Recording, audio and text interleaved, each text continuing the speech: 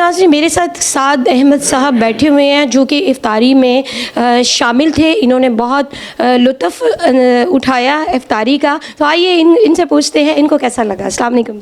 वालेकुम अस्सलाम। सर कैसे हैं आप? जी अल्हम्दुलिल्लाह, शुक्र। जी, आपने इनके ऑफ़िस की इफ्तारी की, माशाल्लाह बहुत अच्छी थी, मुझे तो अच्छी लगी। मैं आपसे पूछना चाहती हूँ कि आपको कैसा लगा इनका इंतज़ाम, इनका सारा मैनेजमेंट? अल्हम्दुलिल्लाह जी, ये रमज़ान का आखिरी अशरा है और इसमें इन्होंने इफ्तारी का अरेंजमेंट किया, बहुत अच्छा लगा और बहुत अच्छा इसमें एहतमाम हुआ।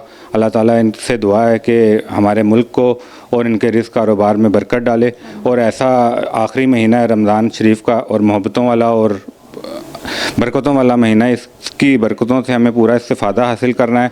हमें इसमें इस तरह के इवेंट से एक लर्निंग पॉइंट भी है कि हम इसमें से कुछ सीख के उठ के और दूसरों के लिए दुआ गो होके जाएं और यहाँ के साथ अपनी जो चैरिटी है उसमें भी बढ़ चढ़ कर हिस्सा लें।